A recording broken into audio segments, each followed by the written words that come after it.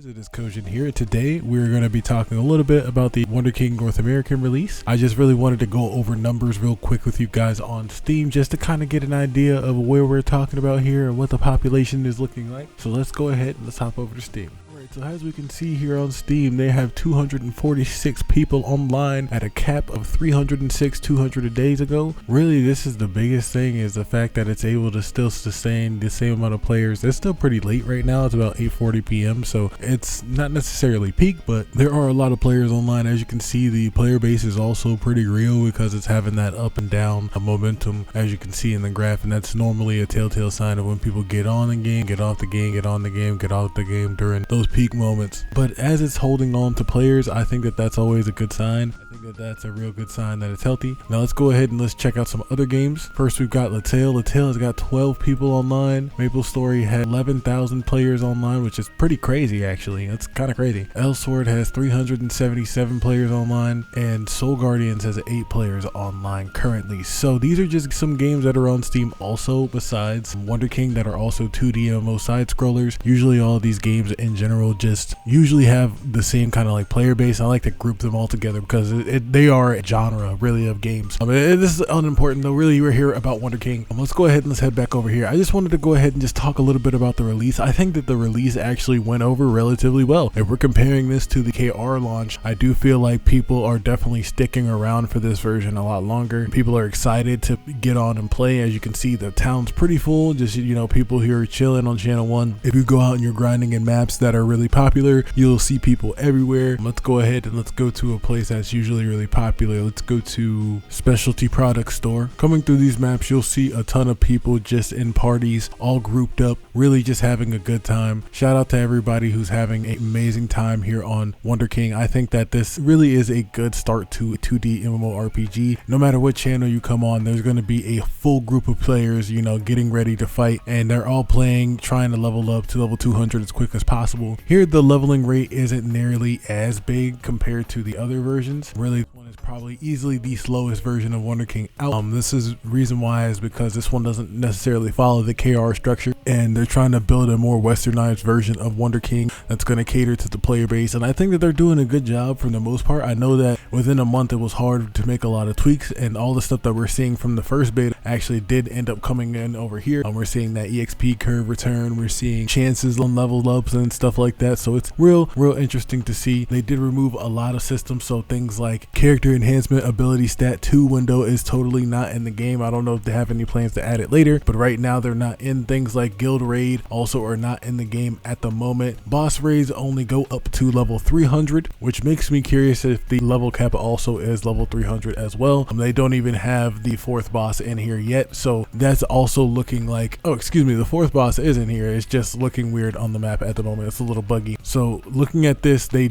don't have many bosses to go up against at the moment, and that's going to tell us that they're going to be doing this for a long while. Looking at this, I'm sure they won't be seeing the demon world for a very long time. So there's a lot of the guides and stuff on my channel that aren't exactly cue cut out for this specific scenario. This isn't a scenario that would have happened in KR because KR didn't have all the stuff that's developed and is also in NA. Currently, we can just tell that they just simply soft locked a lot of that stuff away until a later date. They're probably going to add on to it, or, you know, slowly add them into the game as they get their bossing in tune with what they really want out of the game. But as far as the game and how it feels, I think that they're doing a really good job in definitely making the progress feel nice. I think that there's a lot of people who enjoy the slower progression, but there's also now a lot of people who are wondering, why didn't they just port over the KR version? Well, it's because back in the Discord of NA, they did a poll some time ago where pretty much they asked the whole populace, hey, which one would you rather have, a faster pace or a slower pace? And then they came out and told us that there's going to be like a mid-tempo between older WonderKing and the newer one, and honestly I think they did a pretty good job of that. The 1-second skills, some people aren't necessarily a fan of, with all the other skills taking a while to recharge, but in general I do think that they did a pretty decent job with all of that. Ranking and combat, a lot of people are really maxing out early. You won't see a lot of people going past Kunta Square 2 to go ahead and start fighting because of the current issues and dilemmas with power. Because the ability stat 2 is not in the game currently, there's not really much of a way for you to gain power pretty quickly. So now what really has been going on is that people are just upgrading their weapons and getting the power boost sets from the cash shop for $10, and usually just using that to try and build their character ASAP. Speaking of costumes, when you come to the cash shop, you will see that the outfits have been dramatically nerfed. All outfits don't have 5,000% attack on them like they do in WonderKing KR. All of them have 50% attack power with 2% extra Z acquisition. So what ended up happening is now costumes are just simply not as important as they are in KR, and hopefully they do keep this trend. I hope that they move more away from the customizable outfits and give us something like customizable runes to add into the outfits, so that way that we can customize the game how we want, or just have a transmog that allows us to transmog these things. But really the cash shop is pretty bare bones. There's not a lot of things inside the cash shop currently. A lot of the stuff from KR is missing definitely in here. You don't have a lot of the packages that you would have and you would see in KR in this version. The VIP system was broken up until recently, and that's another thing that we got to also look into as well. But yeah, really I do like the new WonderKing. I think that they are heading in the right direction with a lot of the stuff that they're trying to do. One thing I do see them doing eventually is adding in EXP potions. EXP potions I could see being a really huge thing here. If they add them in at a rarity scale, I'm pretty sure that that would pretty much carry this game into what you need. So hopefully we'll see some dungeon that maybe drops EXP or something like that as time goes forward. Another thing that I did want to see is the Tower of Trials. Somebody was talking about how the rewards for this system is a bit trash, so let's go ahead and let's look into that. I heard that they just nerfed it overall in this version because this wasn't something that was intentionally made to be like really good. Oh wow, yeah, it's not really that good at all, and it only goes up to floor 20. They probably will have plans to change this or to add more floors and make it harder, but for right now I'm sure that the reason why it's like this is so that people can get their footing in the door, and I'm sure that Expedition also still works on floor 20, so maybe all this will add up at the end of the day, you know. But also I did hear that the Expedition stats did change here. Expedition stats are not the exact same. If you come here and click this question mark, it'll actually give you a new graph that you can look and see exactly what you're gonna get. And as you can see here, this table does not look like the KR table at all. It is crazy. The amount of nerfs going across the board for this is kind of wild. Only 8 Z gain. I'm pretty sure that they're missing a few zeros. I'm not too sure exactly what their goal is or what their intention is for this server, and I think that they're not entirely sure at the moment as well. So that's what they just set it to in case people do get that far. Skills, people have been asking for skill builds for NA specifically. We'll definitely be going over those soon. Joker, we'll really talk about a lot of the really cool skills. I already made a video a while back and people are asking me, hey, is the skill curve the same? Yes, it absolutely is. From what I do understand from my guildmates that are a bit later into the game, they're saying that pretty much the skills when they're maxed out, they do have the same percentages as they do in KR. So at end game pretty much, or by the time you hit mid game, your skill build will look something similar to what you see in those videos. But as of right now, because of the limitation of the things that you guys do have in here, there's not even maps that hit level 600 yet. So there's so much content that's just not in this version of WonderKing yet. So there's just a lot that you can kind of like work on, and you'll have to worry about a lot of that later content. Like boss tickets is not in the game yet. Well, they're in the game. It's just something that's a bit of a rare commodity for sure right now, because there's only 4 bosses that you can do a day per character, and you're not going to have a bunch of characters on this version because of the EXP rate. The EXP rate will definitely